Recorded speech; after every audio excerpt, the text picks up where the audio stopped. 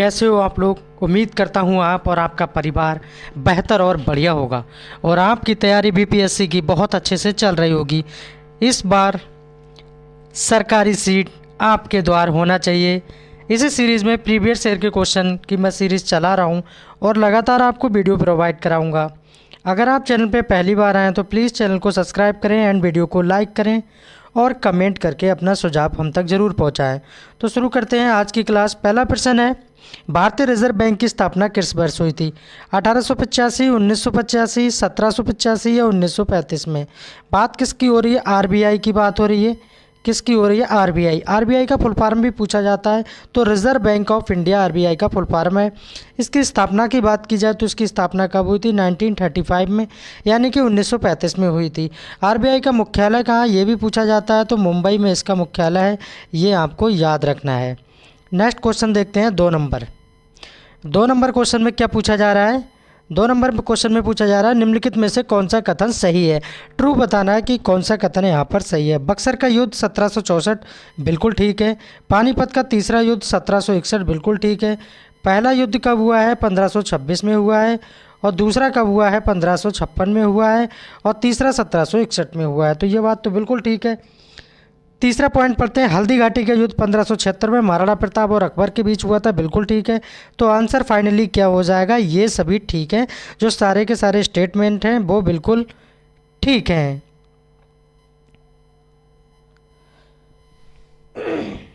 चलिए 3 number question देखते हैं। 3 नंबर क्वेश्चन में क्या पूछा गया है?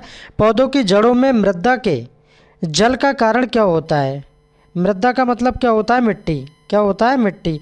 तो पौधों की जड़ों में मृदा के जल का कारण क्या होता है? वायुदाब, केशकत या आइसोमोटिव दाब या उपरोक्त में से एक से अधिक या उपरोक्त में से कोई नहीं। तो 3 का राइट आंसर हो जाएगा ऑस्मोटिव दाब के कारण, प्रेशर के कारण ऐसा होता है, यानी सी बिल्कुल ठीक हो जाएगा। 4 नंबर क्वेश्चन देखते हैं। 4 नंबर में क्या पूछा गया है? एक वर्णी प्रकाश, यहाँ वर्णी ऐसा लिखा है, थोड़ी सी टाइपिंग एरर है। वर्णी,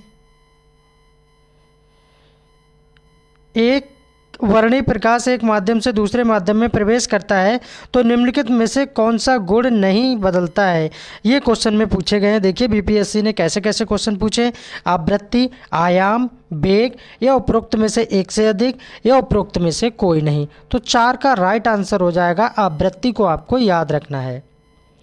5 नंबर क्वेश्चन देखते हैं, गौलित शानेट किसकी रचना है? ये क्वेश्चन में पूछा जा रहा है, किसकी रचना है?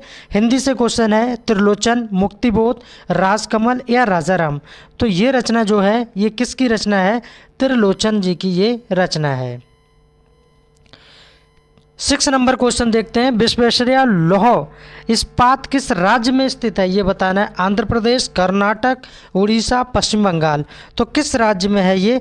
कर्नाटक राज्य को आपको टिक करके आना है, यानी कि 20% का बिल्कुल राइट आंसर हो जाएगा। और प्लीज़ वीडियो को आप सब लोग पूरी ईमानदारी के साथ लाइक कर देंगे। ये निःशुल्क प्लेटफॉर्म है, किसी से कोई पैसा नहीं लिया जाएगा और ना ही मैं किसी से पैसे की कोई डिमांड करता हूँ। बस आपका सिलेक्शन मेरे लिए सबसे बड़ी बात है। 992016 के वर्गमूल में अंकों का योग पूछा है, तो अंकों का योग क्या हो जाएगा? ये बीपीएससी में पूछा हुआ क्वेश्चन है, तो 7 का राइट आंसर क्या हो जाएगा? 24 इसका योग हो जाएगा, यानी कि 24। 8 नंबर क्वेश्चन देखेंगे। 8 नंबर क्वेश्चन में क्या है? भारत में तांबे का तीसरा सबसे बड़ा उत्पादक राज्य। अब देखिए यहाँ पर पहला और दूसरा नहीं पूछा है, क्या पूछ लिया आपसे? भारत में तांबे का तीसरा सबसे बड़ा राज्य। तो आपको पहला भी बताऊँगा मैं और दूसरा भी बताऊँगा और तीसरा भी बताऊंगा और दुनिया में सबसे ज़्यादा कहाँ होता है वो भी बताऊंगा। सारे डाउट्स क्लियर करेंगे। तांबे का, भारत में तांबे का सबसे पहला नंबर जो आता है वो किसका आता है? एमपी का आता है। अगर आपसे प्रतिशत पूछ लिया जाए कितने % वहाँ पर होता है तांबा, तो 40% याद रखना है। एक डाउट क्लियर हो गया। दूसरी बात नोट डाउन करना है कि दूसरे नंबर पे कौन आता है। तो दूसरे पे आरजे। आरजे का मतलब क्या होता है? राजस्थान। इसमें कितना % आता है? इसमें 33% आता है। तो 33% को याद रखना है। तीसरे नंबर पे कौन आता है? झारखंड आता है, तो झारखंड को याद रखना है।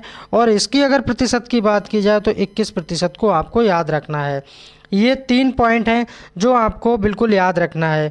और दुनिया में अगर आपसे पूछ लिया जाए सबसे ज़्यादा उत्पादक कहाँ होता है, तो आपको चिली याद रखना है। क्या रखना है? चिली।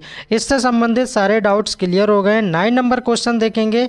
निम्नलिखित में से कौन सा रोग थायराइड ग्रंथि से संबंधित नहीं है? थायराइड ग्रंथि से संबंधित नहीं है। नहीं और हाँ का विशेषकर एग्जाम हॉल में ध्यान देना है, क्योंकि काफ़ी क्वेश्चन हमारे इसी बात से गलत हो जाते हैं।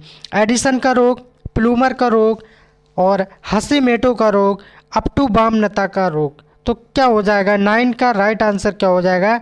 एडिसन का रोग। ये बिल्कुल 9 का सही हो जाएगा।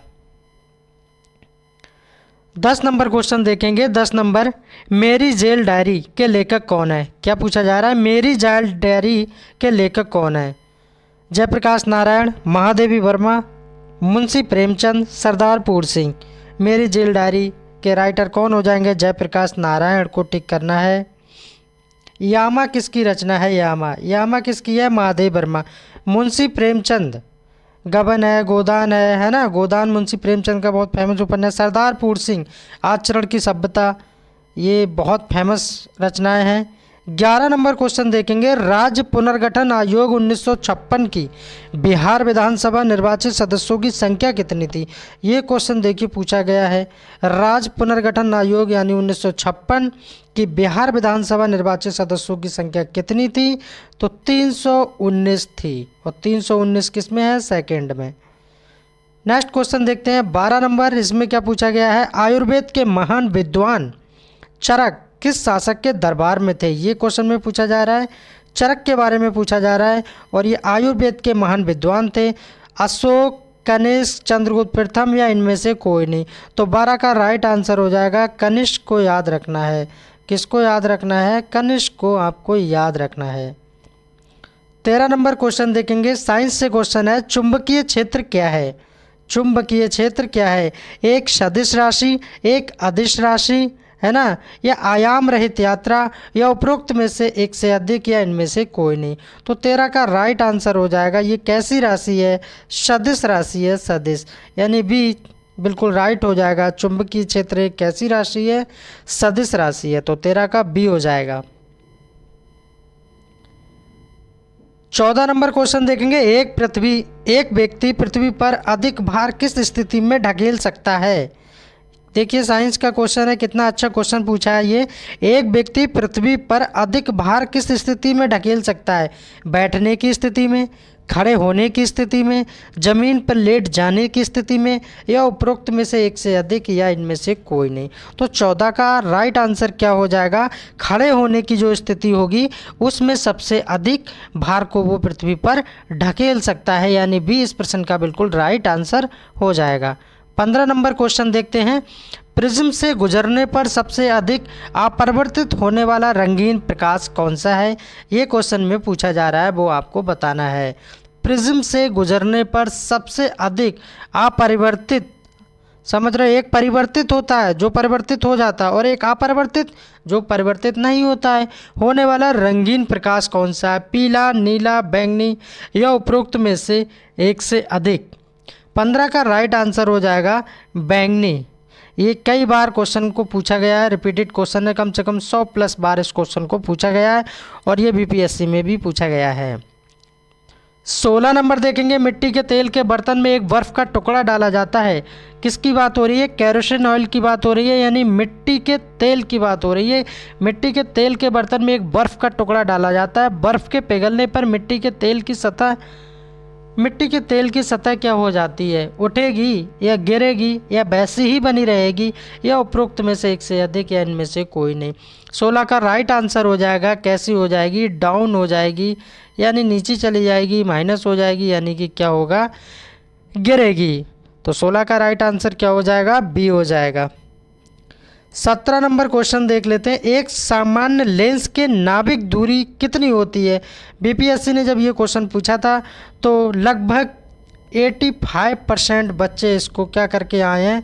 गलत करके आए हैं। 15% बच्चों ने इसका आंसर सही दिया है, वो सही देने वाले कौन है, क्योंकि उन्होंने क्वेश्चन को सही से पढ़ा है। अब 85 में ज़्यादातर लोगों ने इसको 25 मीटर आंसर मार दिया है, जबकि ये बिल्कुल गलत है। एक सामान्य लेंस की नाभिक दूरी कितनी होती है, नाभिक लगा दिया है तो 2 मीटर होती है। कितनी होती है, 2 मीटर होती है।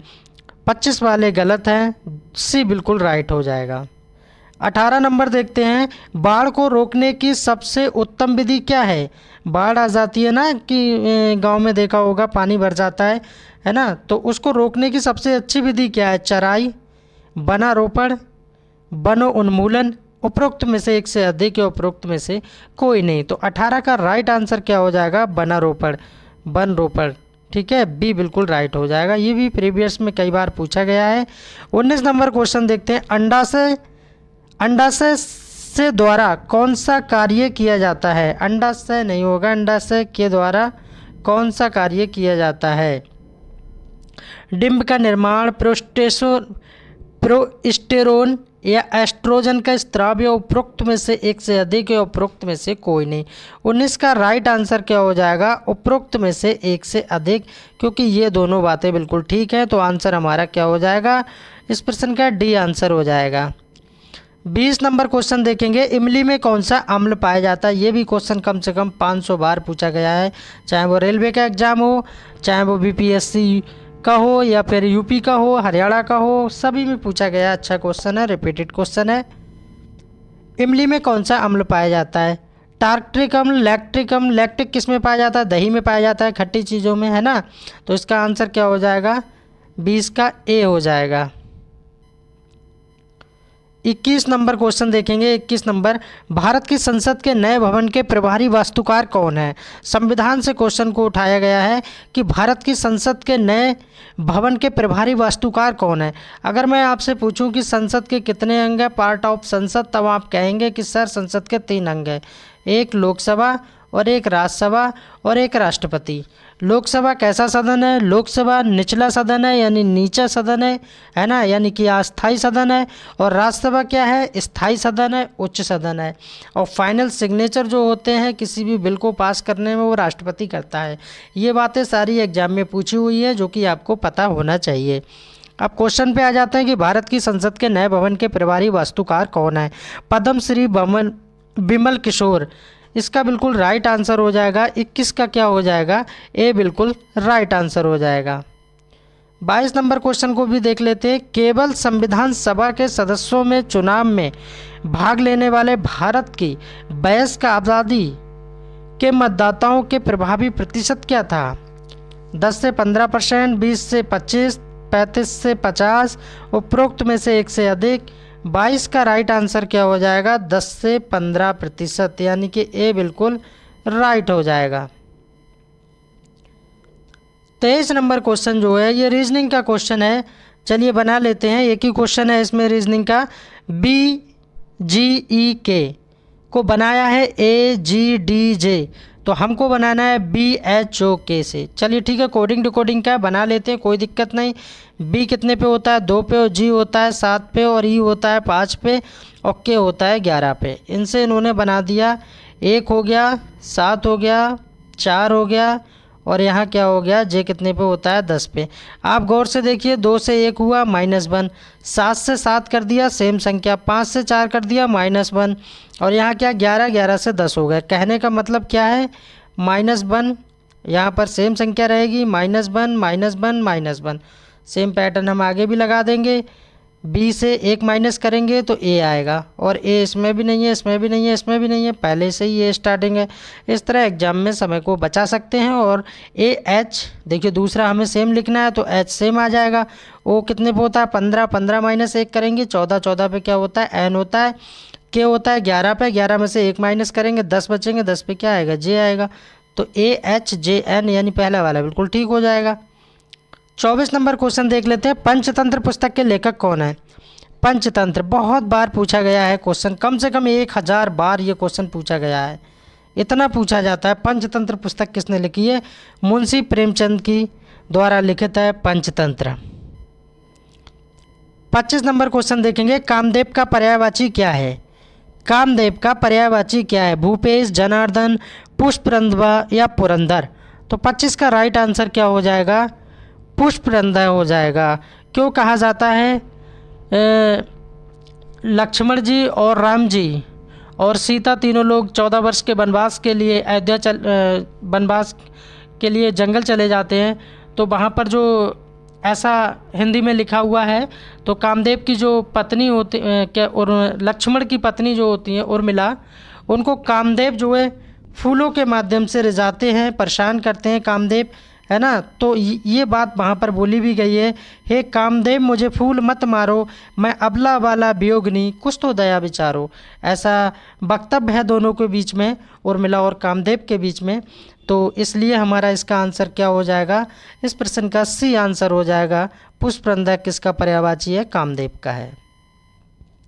अगर मेरा पढ़ाया हुआ सभी भाई बहनों को अच्छा लग रहा है तो प्लीज़ चैनल को सब्सक्राइब कर लीजिए एंड वीडियो को लाइक कर दीजिए। मैं आपकी तैयारी कंप्लीट करवाऊंगा और निःशुल्क करवाऊंगा, कोई पैसा नहीं लेना है। आपका सिलेक्शन हो जाए तो बस हमें बता दीजिए कि सर सेलेक्ट हो गए हम, हमें बहुत खुशी होगी। मूक का विलोम शब्द क्या होता है? मूक मतलब क्या होता है? कम बोलने वाला, है ना। तो इसका उल्टा क्या हो जाएगा? ज़्यादा बोलने वाला। मूक का मतलब क्या हुआ? विलोम का मतलब उल्टा होता है, अपोजिट होता है। तो मूक का विलोम क्या हो जाएगा? वाचाल हो जाएगा, यानी ज़्यादा बोलने वाला। 27 नंबर क्वेश्चन देखेंगे। 1620 ईस्वी में जहांगीर के नेतृत्व में कांगड़ा के विरुद्ध अभियान भेजा था, किसने भेजा था? हिस्ट्री का क्वेश्चन है, 1620 की बात हो रही है। किसने भेजा था? राजा विक्रमादित्य, इसका राइट आंसर हो जाएगा। नेक्स्ट क्वेश्चन 28 नंबर भी देखते हैं, क्या है? भारत छोड़ो प्रस्ताव की निम्नलिखित में से किसने अनुशंसा की थी? भारत छोड़ो प्रस्ताव 1942 की बात कर रहा है, 8 अगस्त 1942 की बात कर रहा है ना। कब की बात हो रही है? 8 अगस्त 1942, 1942 की बात हो रही है। जवाहरलाल नेहरू, सरदार वल्लभ भाई पटेल, अब्दुल कलाम आज़ाद, जेपी कृपलानी। आंसर क्या हो जाएगा? पटेल साहब हो जाएंगे। भारत छोड़ो प्रस्ताव की अनुशंसा किसने की थी? पटेल साहब ने की थी। और इस वीडियो का सेकंड लास्ट क्वेश्चन देखेंगे। 29 नंबर, निम्नलिखित में से कौन प्रथम भिक्षुणी थी? प्रथम भिक्षुणी की बात हो रही है, बौद्ध धर्म से रिलेटेड की बात हो रही है। किसकी बात हो रही है? बौद्ध धर्म से रिलेटेड की बात हो रही है। बौद्ध धर्म के प्रवर्तक कौन है? महात्मा बुद्ध हैं, है ना। तो प्रथम भिक्षुणी कौन थी? तो प्रथम भिक्षुणी महाप्रजापति गौतमी थी। कौन थी? गौतमी थी। और लास्ट क्वेश्चन देखते हैं इस वीडियो का, 30 नंबर, निम्नलिखित करों में से कर को इंग्लिश में क्या बोलते हैं? सभी भाई बहनों को पता होना चाहिए, क्या बोलते हैं? टैक्स बोलते हैं, यानी हिंदी में कर बोलते हैं। निम्नलिखित करों में से कौन सा कर दिल्ली के सुल्तानों ने लगाया था? दिल्ली के जो सुल्तान हुए हैं उन्होंने कौन सा कर लगाया था? गेम्स, खराज, ज़कात, तो सभी तरह के ये कर लगाए थे। 30 में से आपका स्कोर कितना जा रहा है? पूरी ईमानदारी के साथ सभी भाई बहन बताएंगे। वीडियो कैसी लगी कमेंट करके ज़रूर बताना। Thanks for watching, please subscribe my channel.